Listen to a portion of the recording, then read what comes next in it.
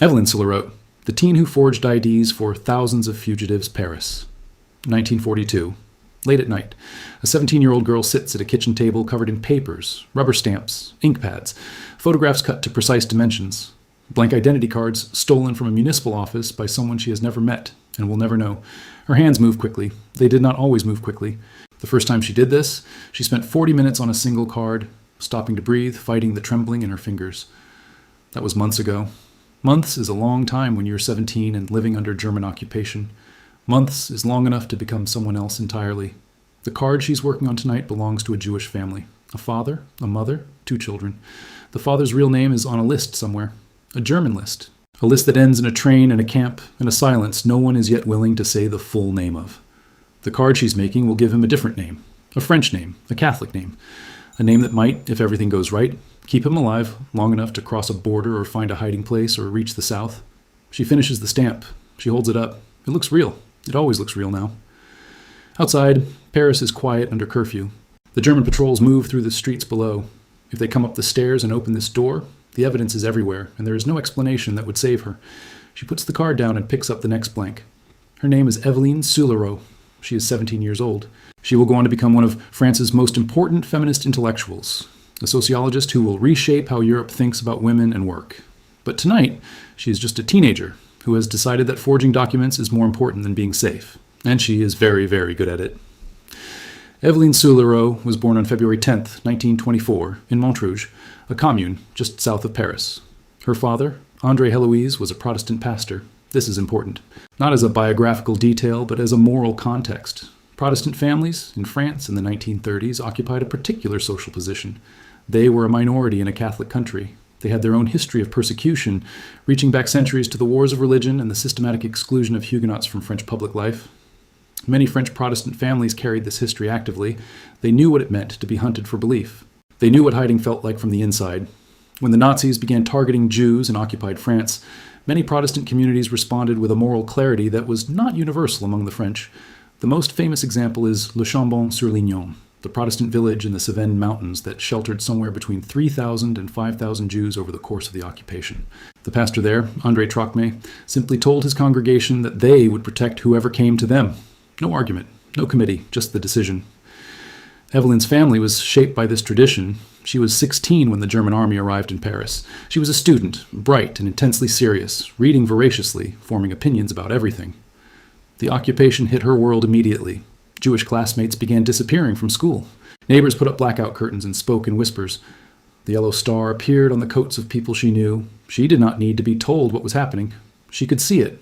Her parents were already involved in what would loosely be called the Protestant Resistance, a network of pastors, families, and individuals across France who were moving people, hiding people, and producing false documents. The network was not centralized. It was not coordinated in any formal military sense. It was a web of trust and mutual protection held together by shared moral conviction. Evelyne joined at 16. By 17, she was one of the most active forgers in her part of the network. The mechanics of wartime document forgery are worth understanding because what Evelyne did was not simple and it was not romantic. It was skilled, technical, detailed work under conditions of constant lethal risk. France, under German occupation, ran on papers. This was both German administrative practice and the amplification of an already bureaucratic French system. To move through daily life, a French citizen needed an identity card, a ration book, a work permit, and various other documents depending on their circumstances. Each document had specific formats, specific paper stocks, specific ink colors, specific stamps from specific municipal offices. The Germans were not naive. They knew forged documents existed. They had experts who examined documents. They had informers. They had checkpoints. A bad forgery got people killed. Not just the person carrying the card, but potentially everyone involved in making it and distributing it.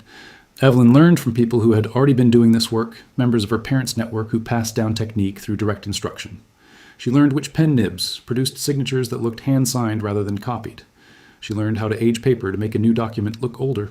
She learned the specific stamps used by different prefectures in different regions of France so that a card could be matched to a geography where the person could plausibly claim to have grown up. She learned to work fast because speed mattered. A family might have 48 hours between being informed that their names were on a deportation list and the knock on the door. 48 hours to become someone else. The volume of her work over the years of the occupation is difficult to quantify, precisely because the network, by necessity, kept minimal records. But the scope of what the Protestant resistance networks accomplished in France is documented. Thousands of people were moved, hidden, and provided with false identities. A significant portion of those identities passed through the hands of people like Evelyne, teenagers and young adults operating out of kitchen tables and back rooms with stolen materials and learned skills, and the absolute knowledge that if they were caught, they would not survive. Evelyne was not caught. She moved through the occupation years in a state she would later describe as a kind of split consciousness. There was the surface life, the student, the pastor's daughter, the girl who attended church and did her studies, and there was the other life, the one conducted in the dark hours, the one measured in identity cards and false names and the faces of people she would never see again because they were already gone south or over the border or into hiding so deep they had ceased to exist as themselves. She was also part of broader resistance activities beyond the forgery work. She helped move people to safe houses. She carried messages. She was part of the chain that connected fugitives to guides who could get them over the Pyrenees into Spain or across the Swiss border. Every journey she made, every message she carried, every card she stamped was weighted with the knowledge of what failure meant.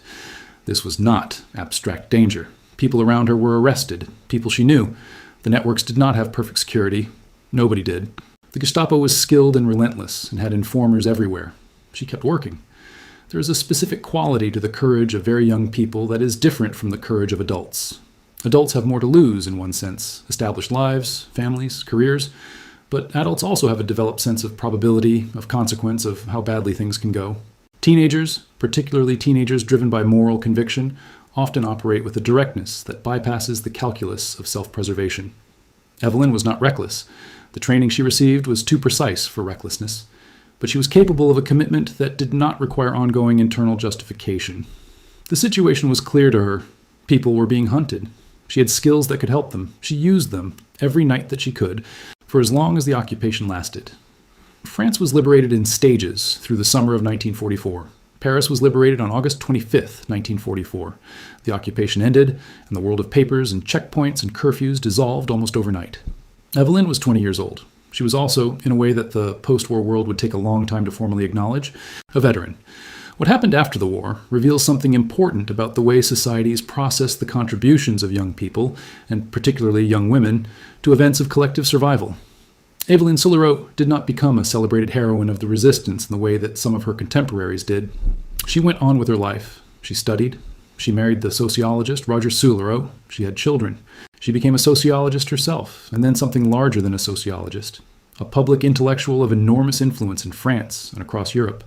Her work focused on women, on women's labor, on the history of the female press, on the sociology of fertility, on the legal and economic status of women in European societies. She was involved in the founding of the family planning movement in France in the early 1960s, at a time when contraception was still illegal in France and the subject was profoundly taboo. She wrote more than 30 books. She was elected to the Economic and Social Council of France. She advised governments and European institutions. She was a founder of Mouvement Français pour le Planning Familial, the French family planning movement. She received the Legion of Honor. Her intellectual work was, in its own way, a continuation of the moral commitment she had made as a teenager. The questions she spent her career asking: what does it mean for women to have autonomy?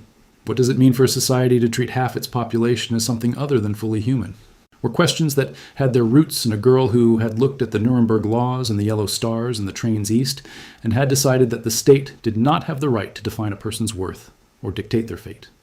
Her wartime work remained relatively little known for many years. She did not write a memoir of the resistance years until later in her life. When she did speak about it, she spoke with the characteristic matter-of-factness of many resistance survivors. It was what anyone would have done. Of course, it was not what anyone had done. It was what she had done as a teenager at a kitchen table, with stolen paper and rubber stamps and the precise, steady hands of someone who had decided that the truth of a person's existence was worth more than the papers a regime demanded.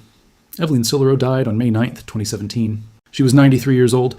France mourned her primarily as the feminist intellectual, the sociologist, the reformer. The girl at the kitchen table was mentioned, honored, acknowledged.